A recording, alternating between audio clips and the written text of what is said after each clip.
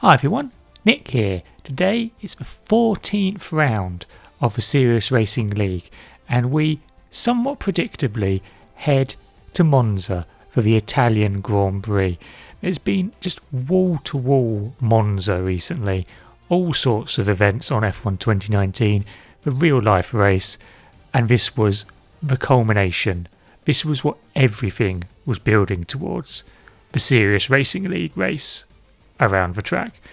I jest, of course, but I was very much looking forward to this race. It's one of my favourite tracks on the calendar. Historically, it's one of the ones I go best at.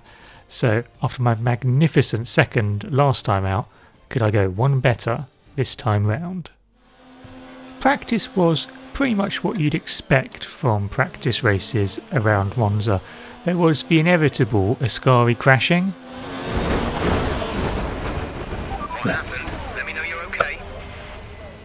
But there was far more fun to be had into turn one.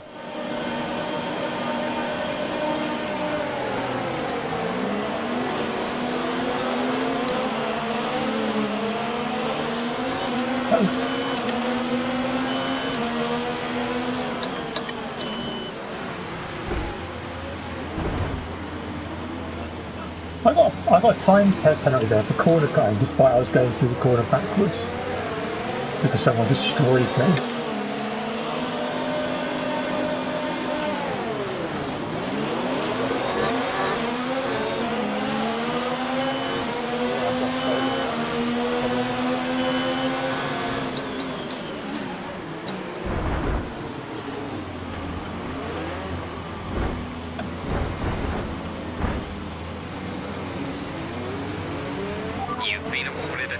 How have I got a time penalty for that?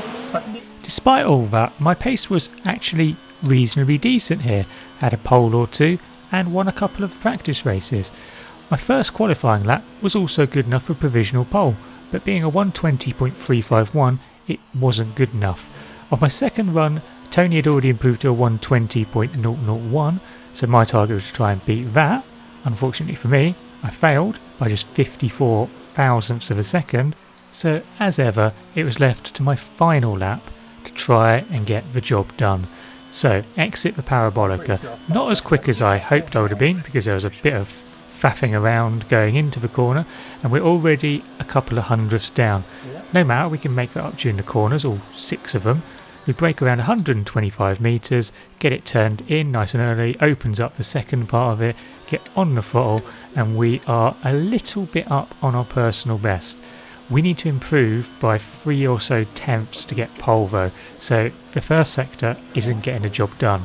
So second chicane, around 120, cut that one a bit, cut that one a bit as well, accelerate out and we're gaining slightly but it's still not great.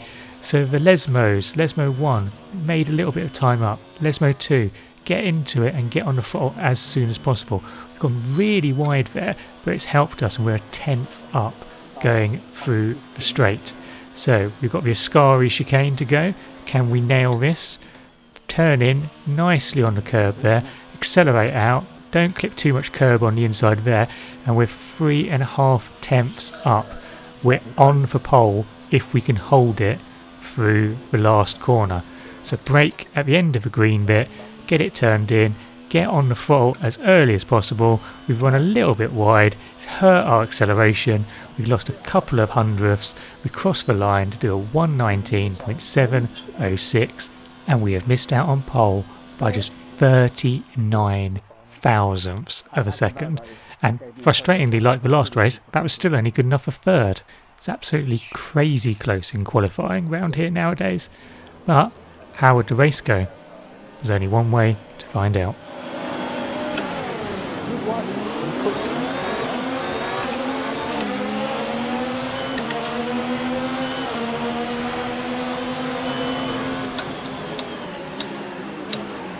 Someone's completely gone up the inside of me there. Cheers, Kevin Throw. I was Well, whoever it was being dickhead, so.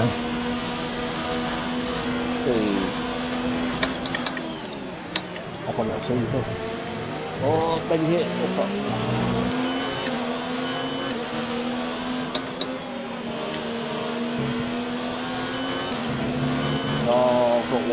out wide. Okay, we're through the start phase. Now let's build on it. That's me last.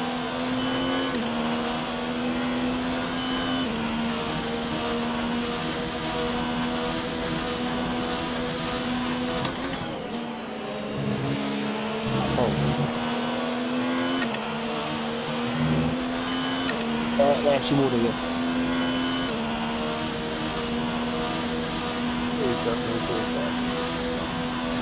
This is not from a full fuel tank.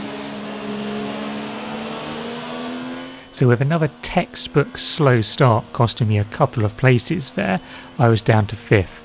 However, the cars battling ahead of me were going to give me an opening pretty soon. That's not me big.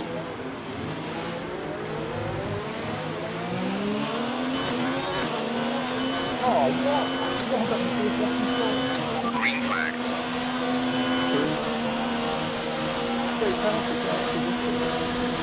Well,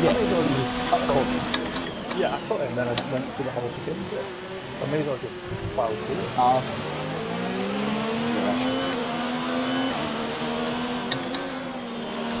Not gonna lie, I'm quite pleased with our overtake there. By lap 7 I'd caught the back of Kev. The cars in front of me were struggling with their tyres. There was lots of chat on the party chat about how people's tyres were going off after 6-7 laps, and my tyres still felt fine, so that meant I was able to close on the cars ahead and pull away from the cars behind. I just needed a good exit through the Parabolica to have a chance into turn 1.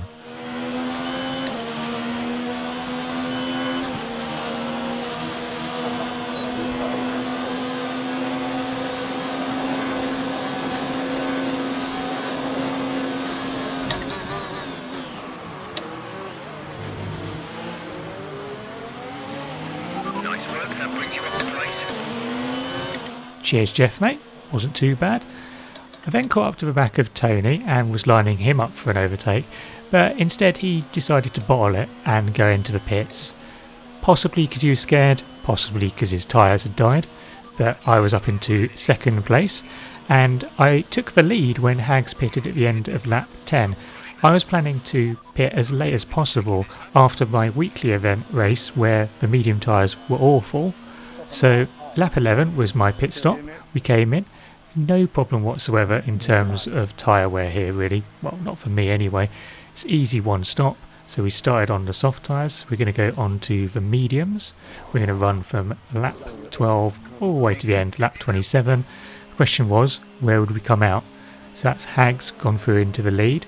Tony's our real target though, and unfortunately for us, he's about to pass us as we exit the pits. So I'm not sure we've lost too much time there, maybe a second or so over the pit stop phase, but it does mean that we've got a 2 or 3 lap advantage in terms of tyre freshness. I also seem to have a slight pace advantage because by the end of lap 15 I'd caught up to the back of Tony. He wasn't going to be able to escape into the pits this time, and I was going to line him up down into turn 1.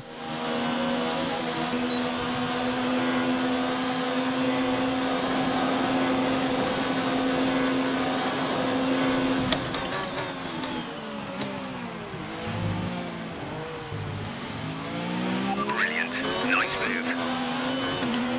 So that was me up into 2nd place, and I was genuinely looking forward to see if I was going to be able to catch Hags for the lead here. At the end of the first sector, I was 6.3 seconds behind.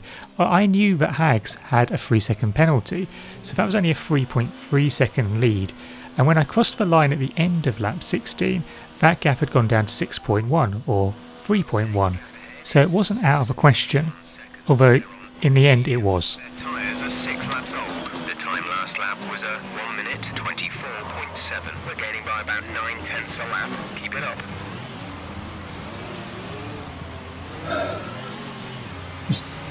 Doing a 360. So that obviously wasn't ideal.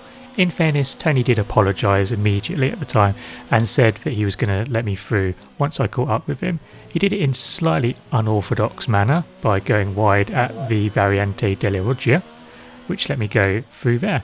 I was back up into second place. Unfortunately, I was some 15 seconds back, which became 18 seconds by the end of the race. Once I got through, I knew there was no chance I was actually going to threaten Hags unless he got a bucket load of penalties or binned it in a wall somewhere. So realistically, the best I was going to be able to do from there was second. But second was what I managed to do. So can't really argue with that too much. I mean, I waited, 13 races for a podium, and then I get 2 in a row. 2 seconds in a row, no less. So yeah, I'm happy with that. Wouldn't mind sneaking onto that top step sometime soon though. Although I think I need to work on my starts, as I think that is possibly what cost me a chance overall here. But anyway, that's the end of this video. Thank you very much for watching, and I hope you've enjoyed it. If you did, then don't forget to like the video, and if you haven't already subscribed to the channel, then get on with that. You know it makes sense, and it's always hugely appreciated when you do. And thanks to everyone who has subscribed recently. Really appreciate it. And let me know in the comments below how you thought the race went. Do you reckon there was anything I could have done better to try and get a little bit closer to Hags, other than not have a bad start and not get hit from behind? Anything that you reckon strategically I could have done? Be interested to know your thoughts. But until next time, and the next video, goodbye.